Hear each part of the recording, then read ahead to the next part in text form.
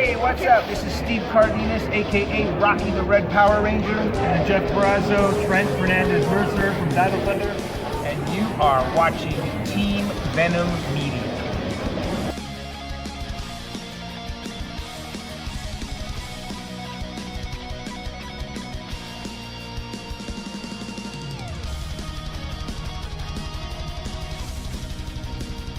It's morphin' time. Dennis Oliver, Thorburn the third. Calista Valentine. Rory Bailey. Paul Baker. Hello, everybody, and welcome to episode 1 of Team Venom's Power Ranger podcast. I'm your host, Rory Bailey, joined by the lovely Calista Valentine. Valentine, Hello. sorry, I Americanized it there. And hey, no, I'm fine with that. I'm fine enough. with that, hun. And Dennis Oliver Thorburn the third. Did I pronounce that right, Dennis? Yes, sir. Fair enough. Just to address it as well, we were supposed to be joined by our other guest, Paul Baker, who is going to be part of future podcasts, but unfortunately he's had a bit of a disaster and isn't able to join us for this one, but will be in future ones. So for the benefit of anyone watching this on YouTube and wondered why we got 4 people in the intro, that's why. Yes, we didn't normally have a 4th.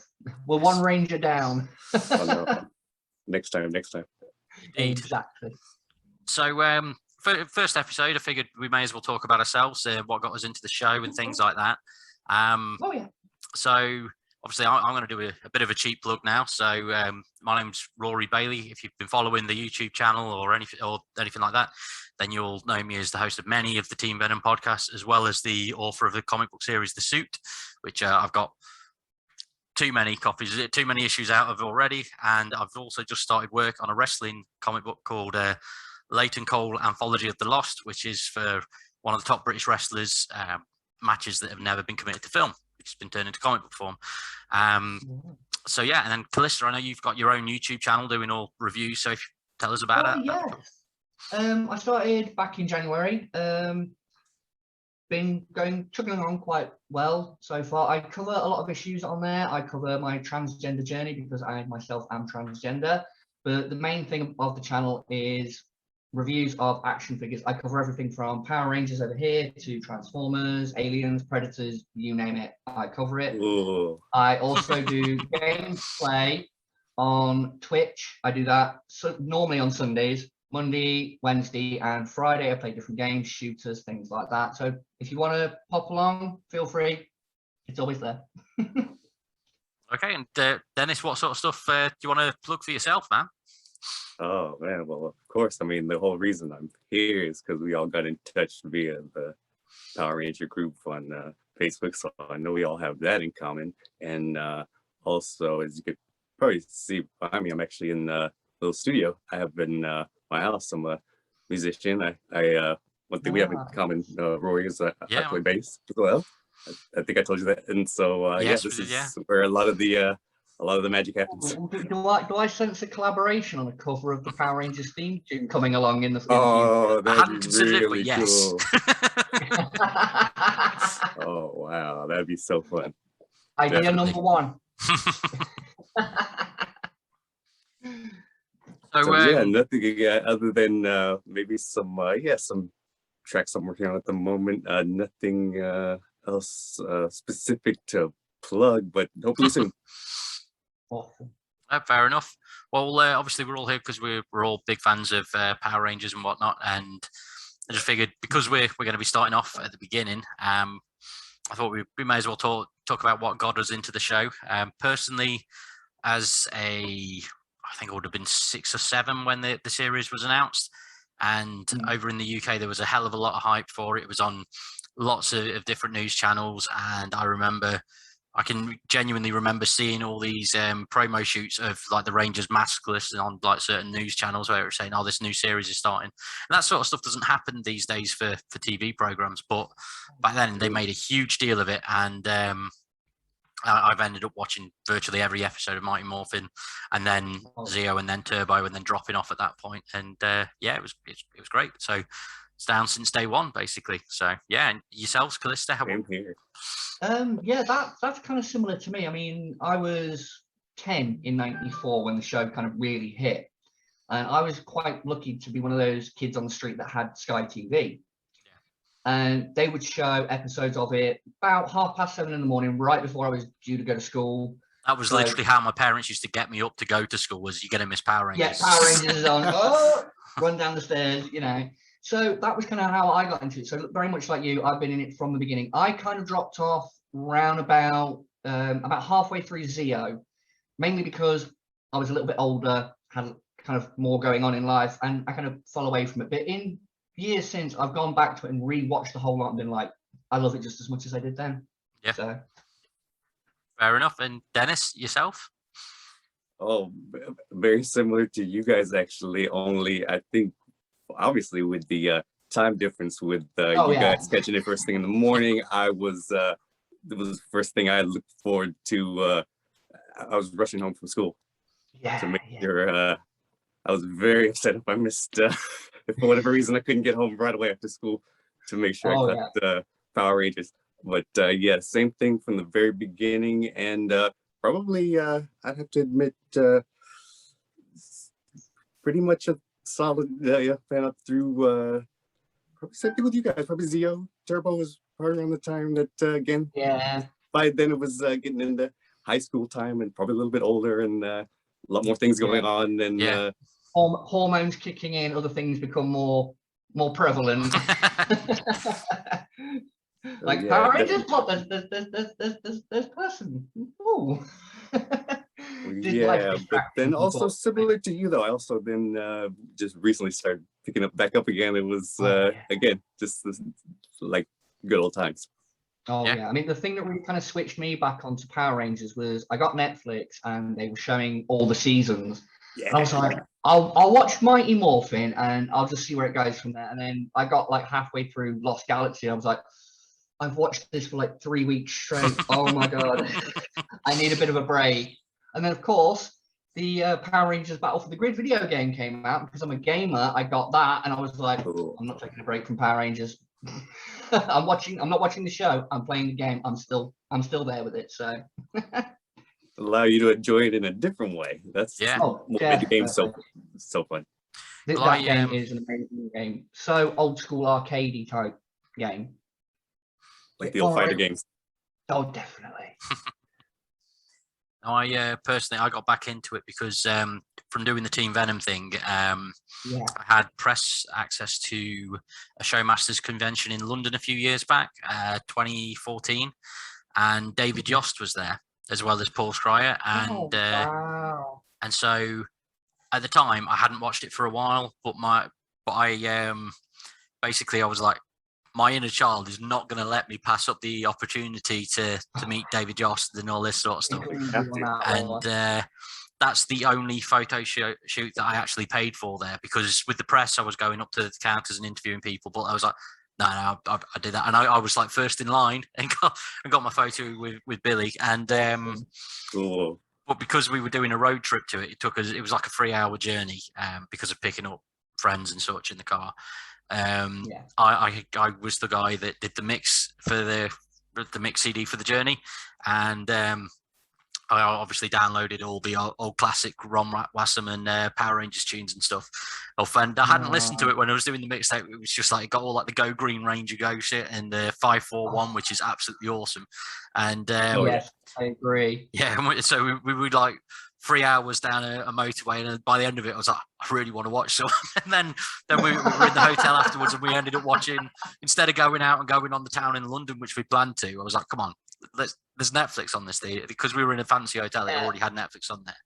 We ended up watching Rangers again, and then that was it. We didn't go out, we went out and grabbed pizza, came back in and watched more Power Rangers, so it's great. That's not a bad night, in all honesty. It was a great night. Sounds good to me. You save yourself a bit of money and you watch Power Rangers all night. That's not a bad night. And met the Blue Ranger to kick it off. Exactly. There you go. Top night for Power Rangers. That. Yeah. Oh, what a night.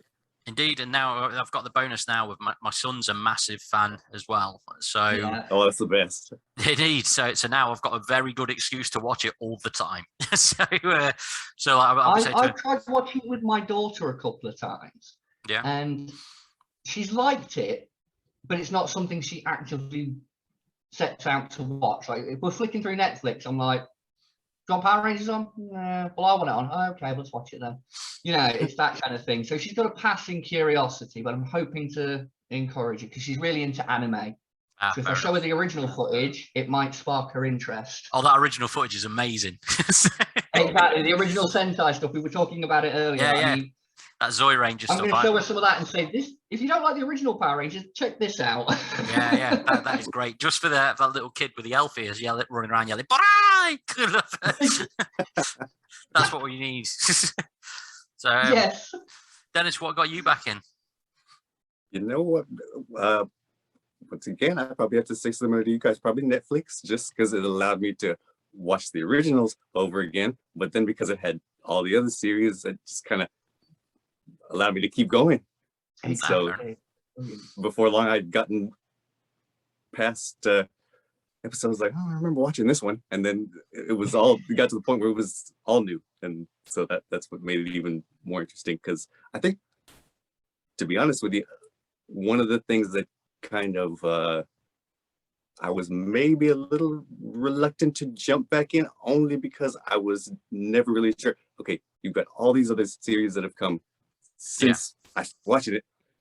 How do these all relate? And how do these all all this, and the answer is they don't. Wild Force and all of this relate back to Angel Grove in the original 5. What's all this about? Is this too much for even me to even want to decide? Go back in. But yeah. Anyway, did it anyway, and I was glad I did, because I love how each one, for the most part, is kind of its own thing, but still part of the bigger picture. And so I think that's what makes it fun to keep going now, is knowing that there's always the nostalgic part of it, but something new.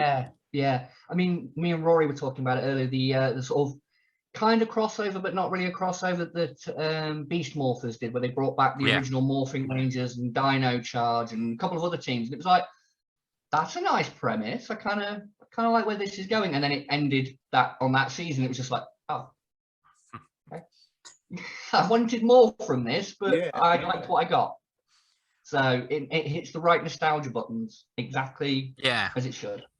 Whereas one of the things that I really enjoyed, speaking of crossovers and such, I really enjoyed the Dimensions in Danger thing that they did in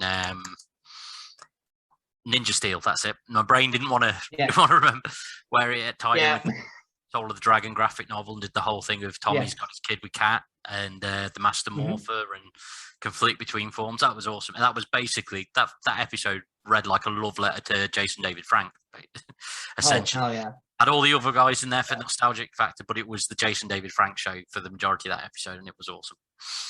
Oh yeah, wasn't that like an anniversary kind of? Yes, 25th anniversary, I believe. I thought it was, because I remember hearing about all that, and I was like, yeah, this is to celebrate the anniversary. So yeah, I thought it was something like that. I actually not seen that one though, unfortunately. Well, I actually spoke to Steve Cardenas a few years back at another London Comic Con and interviewed him about that and about him potentially returning to the series. And upsettingly, I've lost the footage, so it's not there. Oh.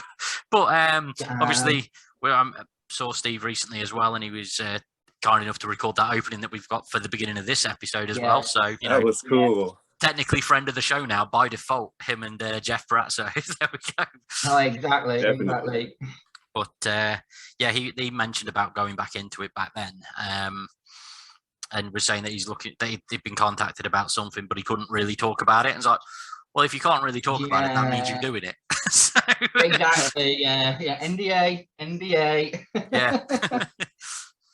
Yeah, no, they've told me I'm not allowed to speak about this project. Well, that means you're not. That means you're doing it, doesn't it? Because if you weren't doing it, you'd just say you're not doing it. So, yeah, it's like, well, I was offered, but I turned it down. It's like, oh, well, that's okay. Yeah.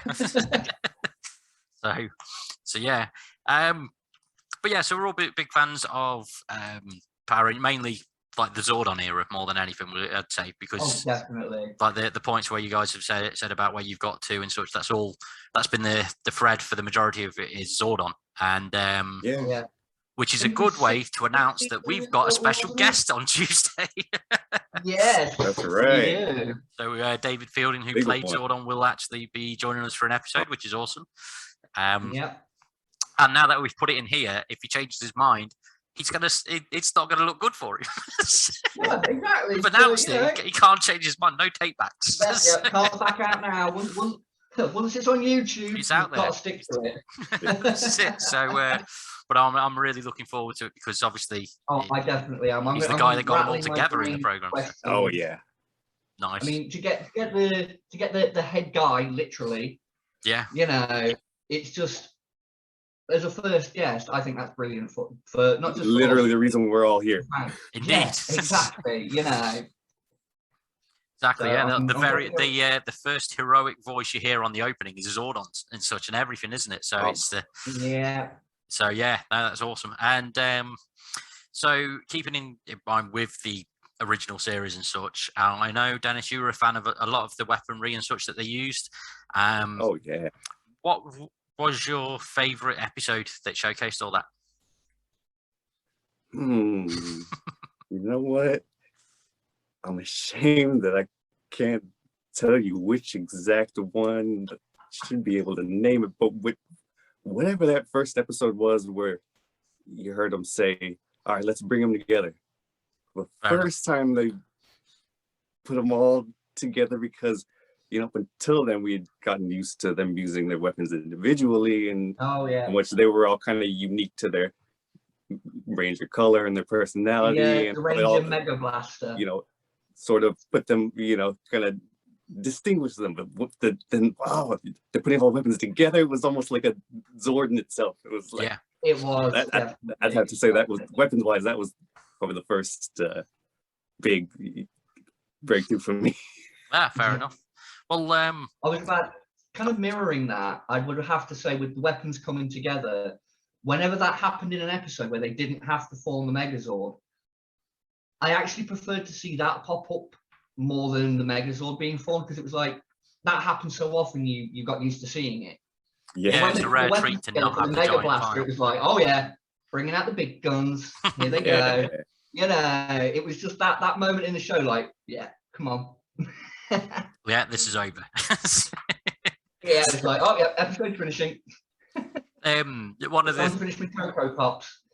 One of the things that I was showing Calista earlier, Dennis, is the I showed the first episode of the Sentai version, the Zoi Ranger series, and all of their human and identities and such were all running around with like normal versions of the weaponry. So you got like the Yellow Ranger throwing daggers in the air and everything, and the Blue Ranger with this big ass lance, and Black Ranger running around with an axe and stuff like that. And then when they transformed, that the weapons would transform as well. Have you seen any of that sort of stuff? And do you think that would have fit the tone of the show if they were all running around with that sort of weaponry facing the putties? Well, actually, let me start off by saying that unfortunately, no, I had seen too much of that footage. But to answer your question, of course, I would have loved to have seen that, because I mean, it would only have been so much more of what I was already saying. I love so much about the weapons. That would have been really cool. But yeah, in general, then, what are you guys' favorite episodes in general for the Mighty Morphin, or any series really? I would have to say, and I've said this pretty much every time somebody talks to me about Power Rangers in general, I always default back to the Green with Evil 4-parter. Was it 4 or 5? 4 or 5, something like that, yeah. Basically, that whole the Green Ranger joining arc, that whole story is hands down my favorite. Whenever I go back to Power Rangers, it's the first thing that comes to mind of sat watching that and being both impressed by, oh wow, there's a new Ranger, but being kind of scared of how much ass he could kick so effortlessly. Yeah, it was just like, it's terrifying. This guy means business. This guy means absolute fucking business. Don't get in his way. And then when he became a good guy, and it's like, I like the Zord. I like the Dragon Zord. Oh yes. And the dragon armor was awesome as well. Yeah. I mean, come on. As you can see, it's the only one missing from my collection at the moment is the Green Ranger. So that's how much I love the White Ranger. So it still sort of counts. Well, you know, I've got Tommy cosplaying for a day, so you know. To be fair, I do think Green with Evil is one of the greatest arcs on the show. Oh yeah. But I think it sort of destroyed the credibility of Jason, who was, up until that point, he was the biggest ass kicker in the show. And then you had Tommy going toe to toe with all of them, both in and out of the costume.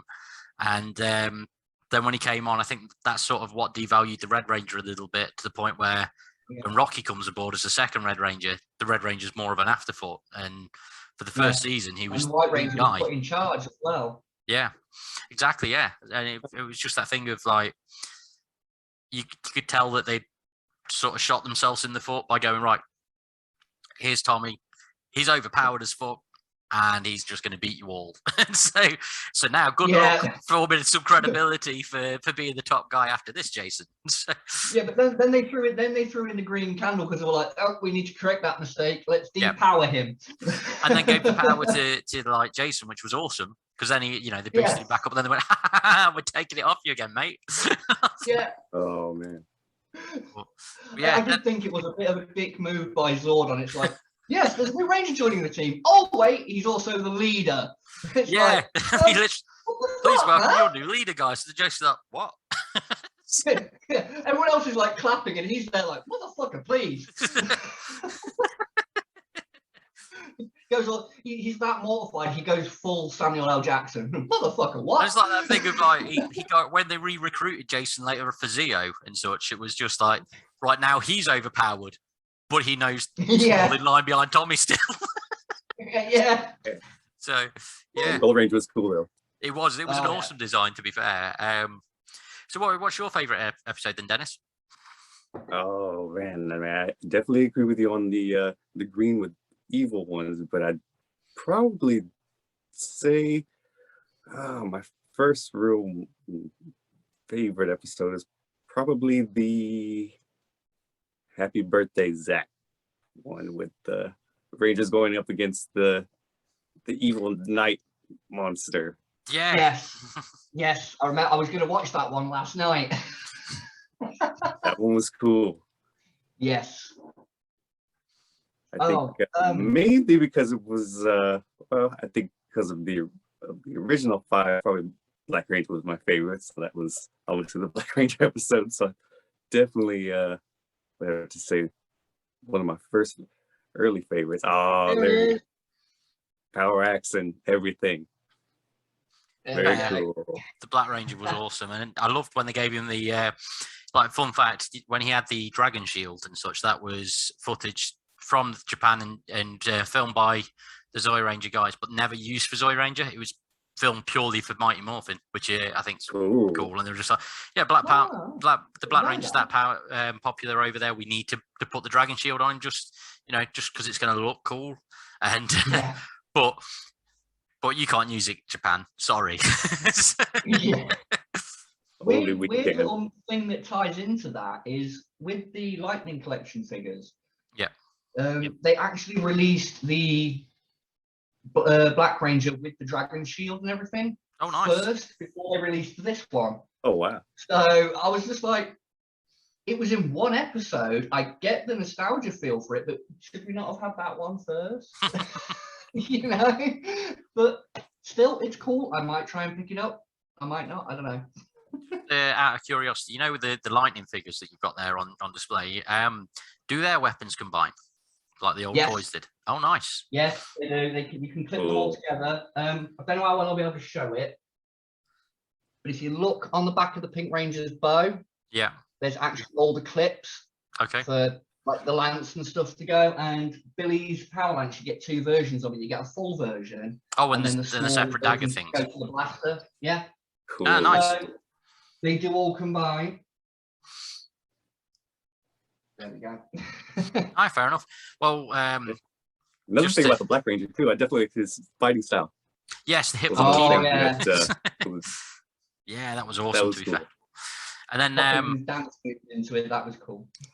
I think both of those are really good story arcs and episodes and such. Personally, one of my favorite moments, which again I was speaking about earlier with Calista. Initially, I had to change my idea, my suggestion and such, because of a conversation earlier where I remembered something else that I actually preferred.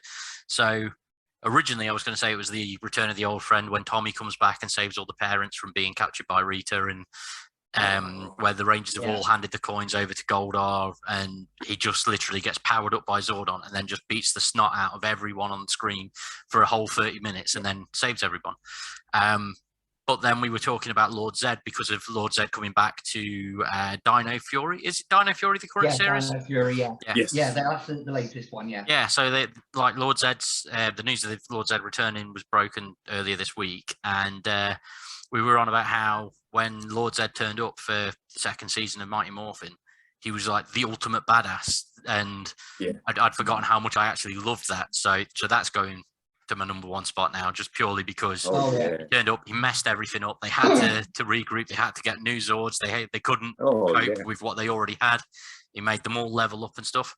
It's just a shame that they then, like, the series just wrote him down and made him become like a bit of a wimp afterwards. But it was great. As we were saying earlier, with the snake turning into the staff thing and everything, that was just that was cool.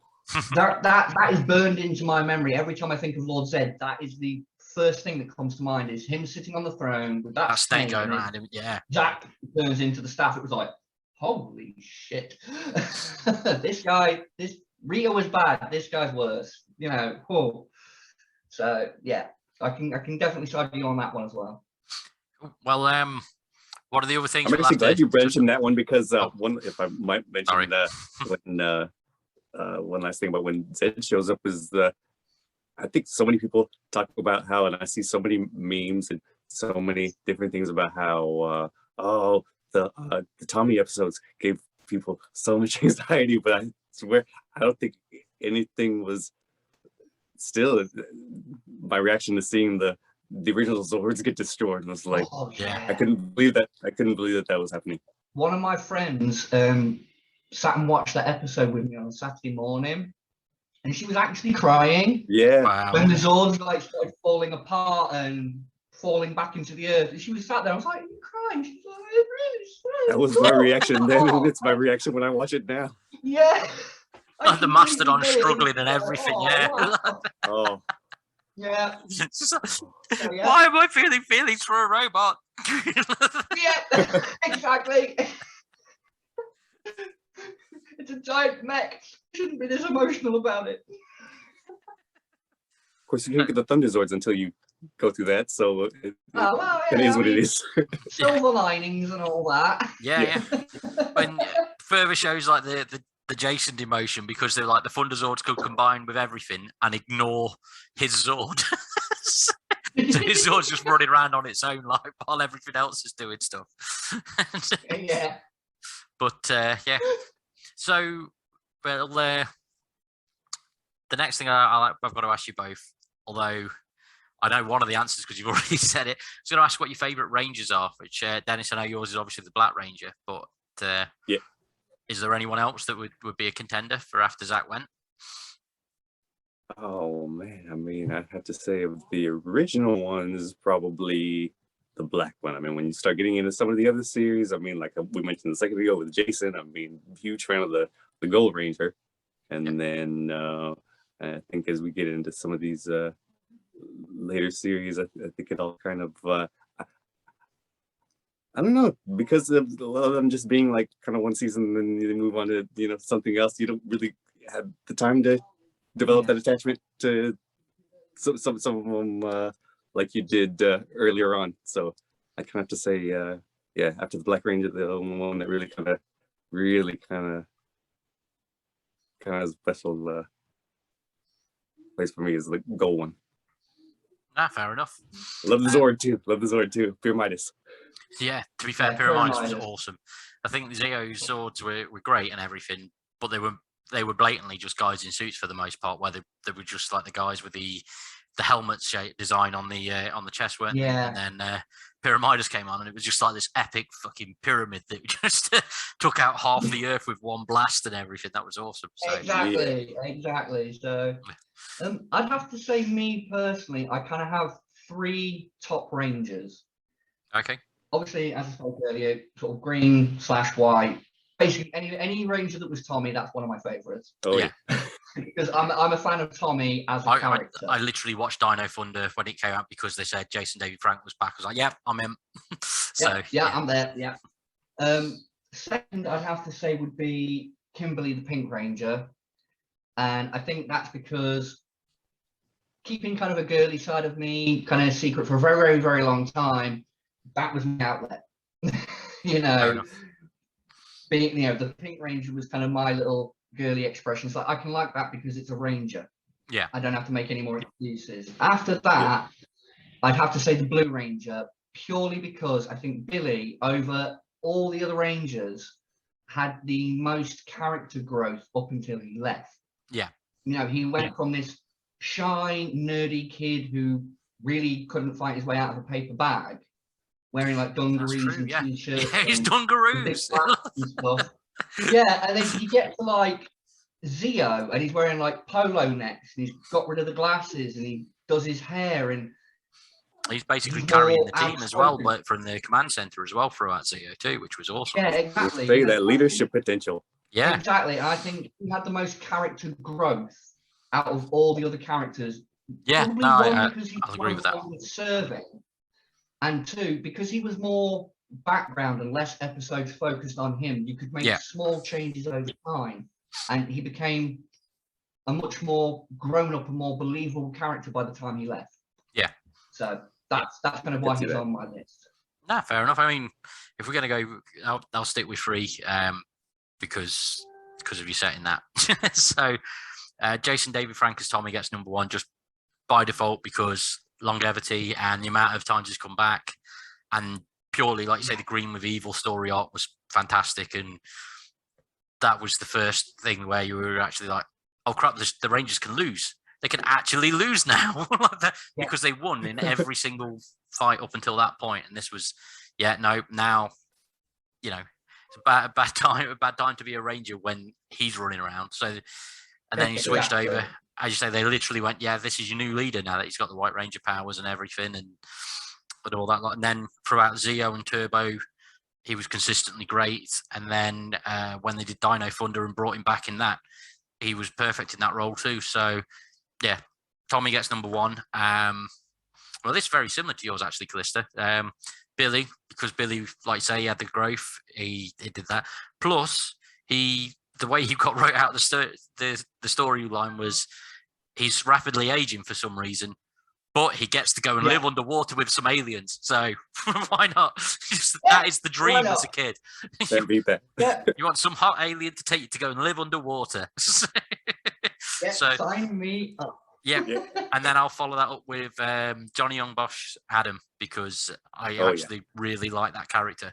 Adam's cool. I like Rocky and Jason as well and such, and I am always struggling to pick a favorite Red Ranger, but I thought Adam was great, and especially when they brought him back. I think it was In Space or one of those series. They brought him back for an hour episode, and he had his damaged morpher for like one episode. And it was like.